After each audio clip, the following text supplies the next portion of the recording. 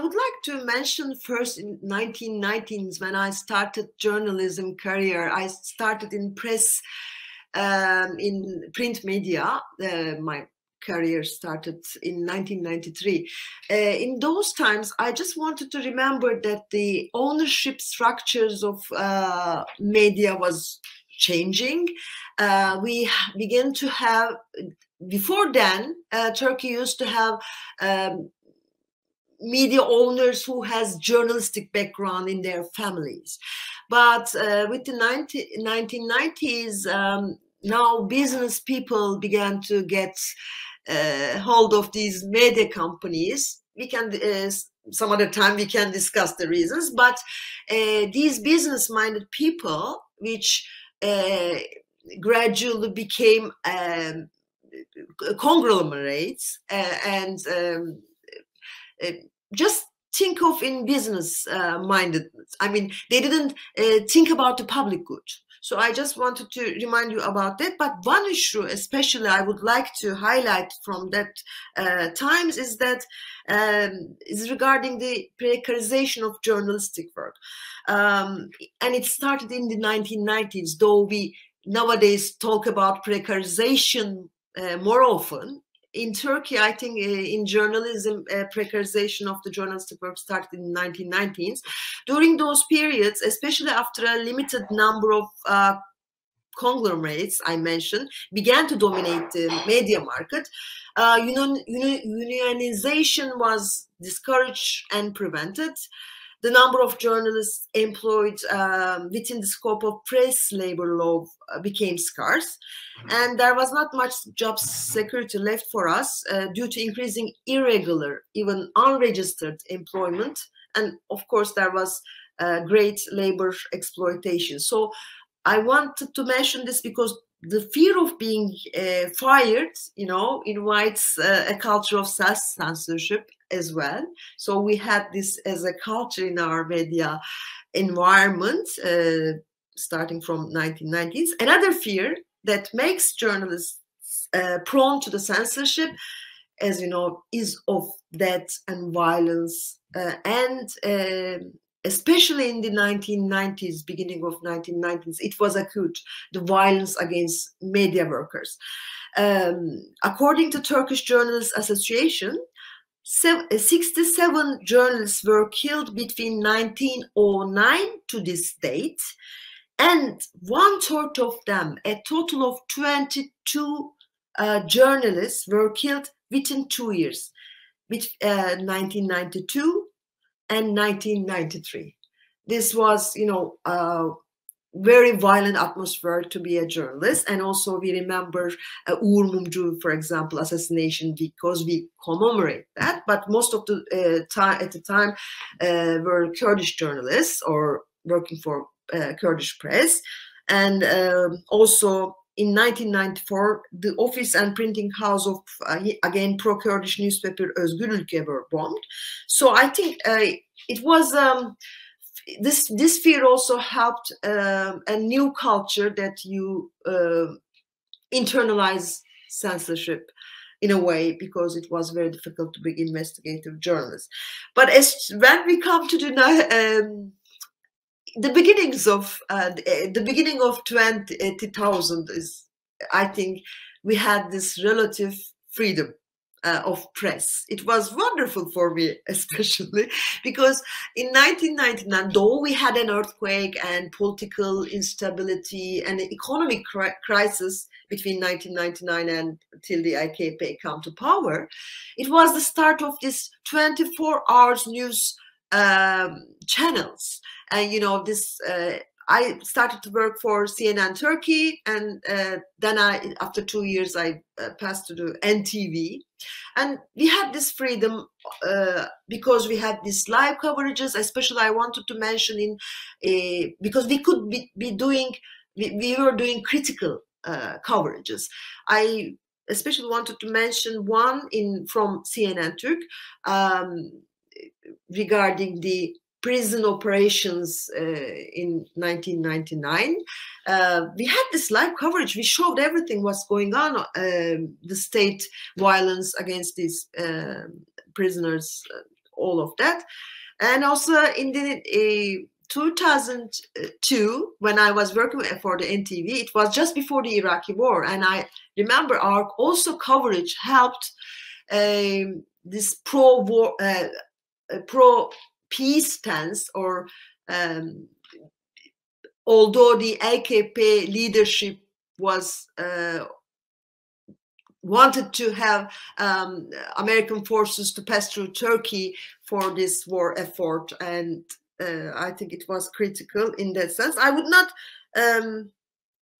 go further, but I would like I'd like to say that this relative freedom of press media, I think, began 2007 was critical for that. From that on, we began to lose this freedom gradually at first. Then it went much more faster, as we will talk maybe later on. Yes, I think I would like to pick it up right here with the year 2007, because that is fundamental in understanding the decline in media freedom over the past more than a decade. And our research done in a number of countries beyond Turkey, Eastern Europe, but in other countries, shows that was a combination of the financial crisis, which had a major impact on many media outlets. You remember probably the slashing of the advertising budgets, the sale of many media companies, and all that, and the rise of new technologies, which in many countries, many media outlets were not maybe ready to embrace them. You remember the spread of the Google-based advertising sale model. You remember how the social media started to become major players in the advertising market and markets and all that. And that had a major impact on what we had today. And this is going to the heart of your question, I think, about the democratic backsliding, because a major pillar or element of this democratic backsliding is the worsening of the media freedom situation in many of these countries. I think there is a direct link between that and the overall decline in the quality of democracies. And what we have now, and this is where I want to make the distinction between what we had before. I agree that there were periods for example, in some countries in Eastern Europe that saw independent journalism thriving because of the entry of foreign investors and because of the rise of many media outlets that were operating independently. But we also had at the time lots of problems in many media markets. The issue of concentration of ownership existed many decades ago. Problems with how regulation was politicized in many countries existed before. So the question now is, why are we now worse off than we were back then? And why we are, in fact, is because what we are going through is what we discussed before, which is this phenomenon of media capture, which is an unprecedented phenomenon consisting of the rise of business structures that operate in tandem with state authorities in capturing media outlets. We'll probably touch on this topic a lot during the conversation. So the question, what do we have today, and how spread what's the spread of this decline in media freedom? I think it is worse than we've ever experienced in the modern era. But we have to distinguish between various groups of countries, so to speak, because first of all, we have a number of factors. We have legislation, for example, that is in many countries encroaching upon independence of the media. We have the financial crisis was a huge factor that actually led to an increased vulnerability of the media, and that's why many got bought, because they suffered financially, and oligarchic structures or other people started to buy media outlets. So we have a number of factors, and I'm sure you are totally familiar with them. But what's really important to say is that where this model led was a spread of the propaganda model that we have in many of these countries. I think the countries that Bilge mentioned from the Freedom House studies fit very well that pattern. We have the rise of this propaganda model in many of these places. And in parallel, we have seen a shrinking space for independent journalism. And that is the most, I think that is the most dramatic change in how we operate, how journalism operate, because the shrinking space is actually the biggest and the most dramatic consequence of the media capture. And this is the situation we have today. We can speak a lot about that and give lots of examples. As I said, we have to distinguish, I believe, between various groups of countries, because we have on the one hand groups of countries like China or North Korea, or where things haven't actually improved much. If you look at them, there was no democracy first of all to start with. Then you have countries where that passed the communist regimes in Central and Eastern Europe, where there was a lot of hope that they will evolve towards democracy, and there was a decade of democracy in the 90s, but then we have started to already see this democratic backsliding. So you have a variety of countries, but what is really important is this decline in media freedom. And I believe that's the short answer to your question. I believe that the media capture is the root of those problems. And I'll just finish with a study, because part of the problem and the reason why we have this rise of the propaganda model is because of the overwhelming and again unprecedented rise of the role of the governments in the media in various ways, by funding media outlets, by controlling media outlets, by setting up media outlets, governing media outlets, and so on. And at the end of the day, there is nothing wrong with governments funding journalism, because governments fund arts, culture. Is actually great to have public resources going into the media. But the problem we have here is use of public resources to control the media outlets. That is the problem we are talking about, and that goes again at the heart of the media capture. And I was saying that I will finish with this study. We published last year a study covering 150 countries in the world, focusing specifically on state media. And we try to analyze various aspects of their work. The study is packed with details about, for example, how they are funded, how they are governed and managed, how they are controlled editorially, if they are or not. And of course, you have a lot of findings. But what was really, in a way, shocking was that 80% of all the state media outlets in these countries that we mapped in the world lack editorial independence. Again, just to lay the groundwork, by media capture, we refer to how media organizations, media outlets become subject to or are captured by, technically captured by powerful elite or class interests, right? So in media capture, a couple of points are worthy of mention. The first one is the concentration of media ownership in the hands of the few, right? The economic elite. And Ushan already talked about how this started to transpire, like in the 1990s, right? And what happens when media ownership is concentrated in the hands of the few? We see biased coverage, we see low levels of political accountability, we see corrupt relationships between governments and media owners. Again, in Turkey, we have, unfortunately, so many stories, of these kinds of relationships. And this goes back, further to the mainstream right governments in the 1990s, the coalition governments in the 1990s, right? And as a result of media capture, we witness the declining of the news media's watchdog function, right? Because there is politicized coverage, because the information, news and information are manipulated according to the ruling government's political agenda, right? And this capture can occur in direct and indirect control mechanisms. So obviously, direct control mechanism is the actual capturing or taking over of a media organization, the closing down of a media organization, the transfer of the assets of the media organization to the state agencies. But indirect control mechanisms are also important tools that anti-democratic actors avail themselves of. So state subsidies or bailouts or preferential distribution of state advertising or tax breaks for media owners, right? Given all these tax breaks, credits, cheap credits from state banks, privatization deals, state subsidies, right?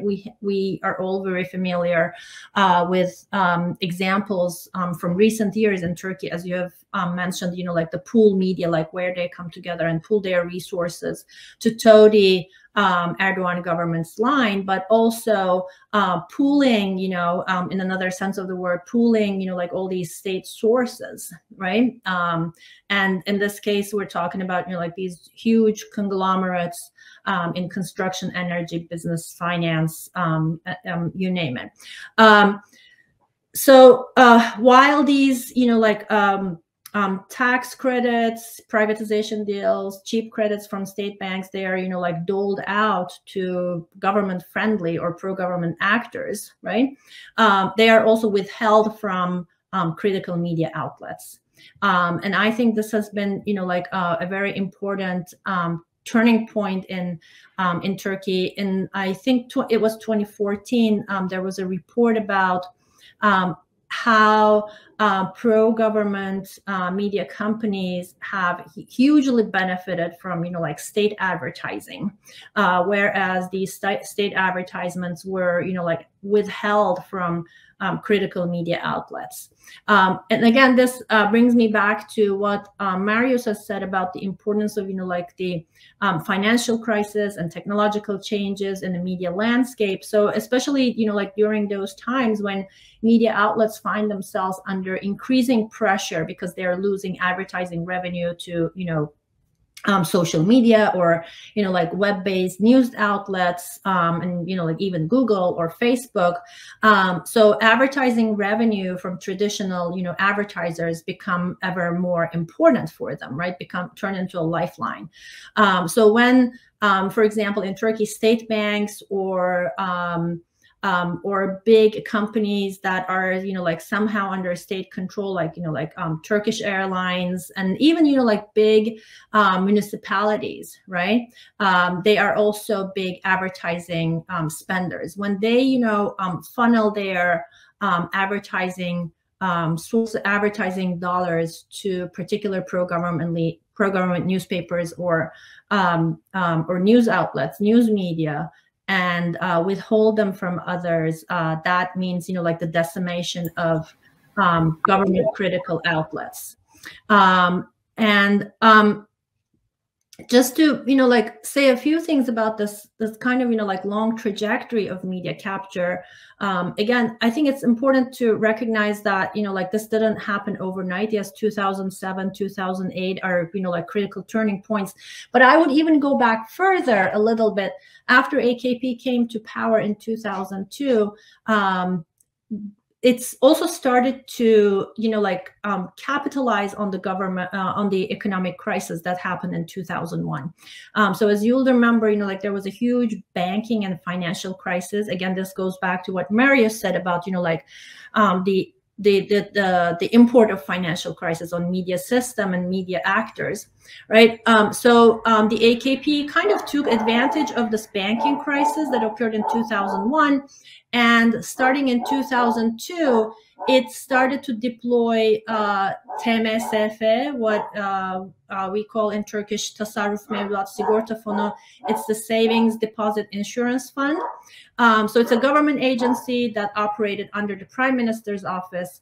And because the major banks, collapsed, their media companies under their control also collapsed, right? So this wasn't just, I think, a banking crisis, but it was also, like a media sector crisis. So TMSF, the Savings Deposit Insurance Fund, started to take over these, collapsed banks and the newspapers, television channels, and radio stations that they controlled. And then after a market evaluation, they sold them off, right? So after this, right, the TMSF operations, by 2006, the media landscape had changed considerably, right?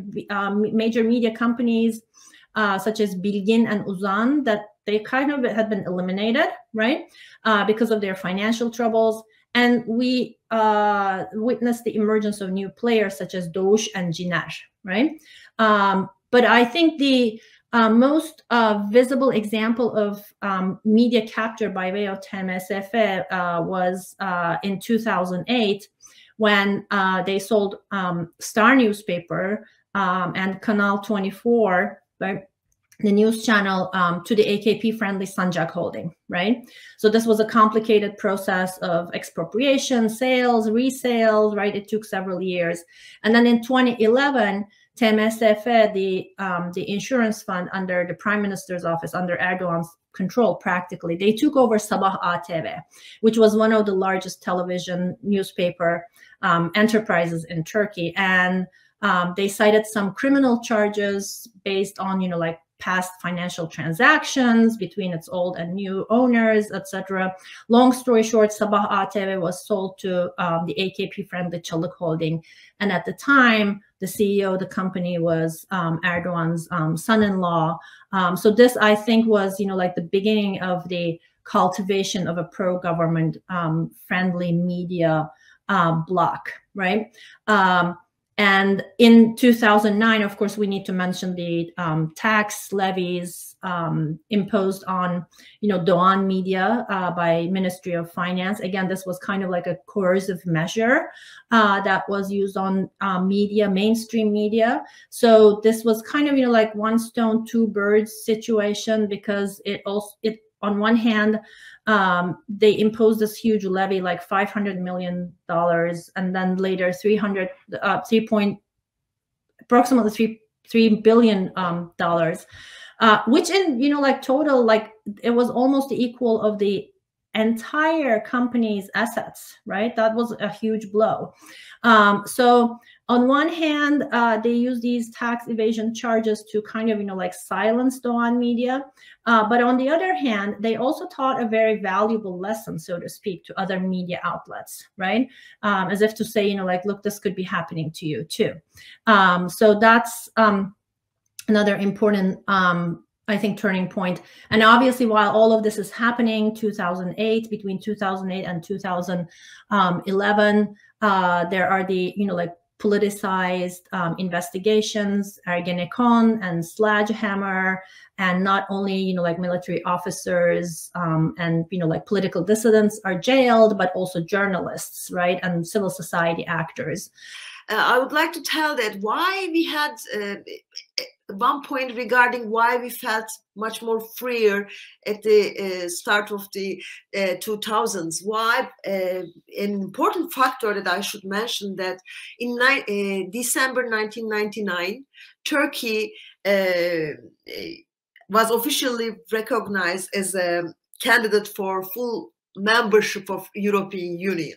Of course, this was not only this was a changing game, I mean, game changer, but also it was giving hope for all the Turkish public as well. I mean, the future will be brighter if we can get to the European Union. We will be living in much more better in economically, democratically. We will have much more polarization. And so as media workers, we were sharing this hope.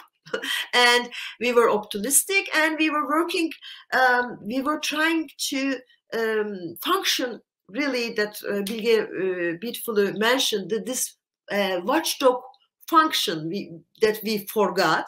We tried to do it with this new, optimism in a better way. Let me first refer to media capture also in terms of its logic and its components.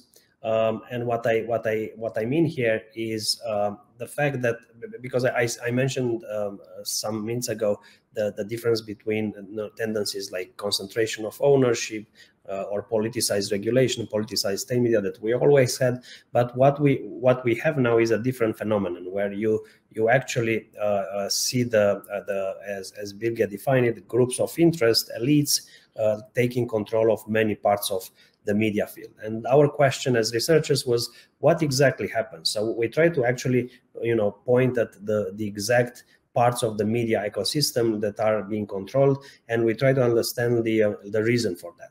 When it comes to reason, let me start with that. There is a logic, so to speak, of the media capture. That's why the phenomenon is it has more impact than tendencies before of concentration and all that on independent journalism, because it has a logic. And part of this logic, we noticed that, for example, before like roughly 1 year or so before elections, you see tendencies related to capture. You see governments or companies close to the government starting to buy more media outlets. You see government spending more money in the state media and so on. And the logic there is purely electoral, because the whole media capture system that is built and is focused on the independence of media outlets is focused on ensuring that you win the elections. That is very important to understand, because these elites, the whole stake in the game for them is to make sure that they do not lose elections, because if they lose elections, they lose access to resources. So this is the end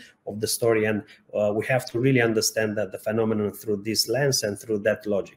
If we understand that, then we try to check a model on various countries and understand what exactly is being captured and where do you have capture.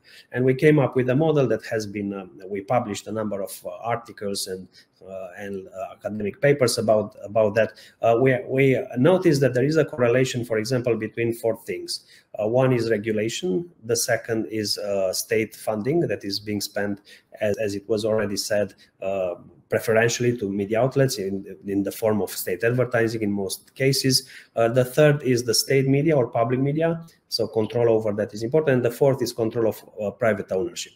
The fourth one is very important because that is most difficult to achieve. The other 3 are quite easy. If you win elections, if you win the political power, you can immediately appoint your own people at the public media. You can immediately appoint your own people in the regulatory bodies, and you can immediately make decisions about state funding, where it goes. But with ownership, there is a problem, and that was the most difficult way to achieve, because you deal with private owners. In many cases, these are foreign owners with their own rules. It's very hard to actually push them out, but in the end, it happens through various ways. So just to summarize, when you have these 4 elements in place, you have a media capture environment. If you miss one, you don't actually have capture, because if you miss control either of the public media. In some countries, that is a very important player. If you do not own a lot of the private media outlets, again, you don't have the power that you need to win the elections.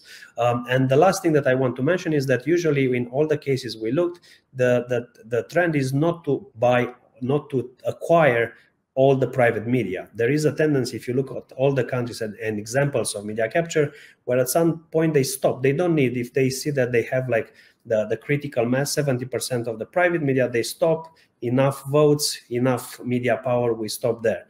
And of course, they study the media market in the next elections and so on.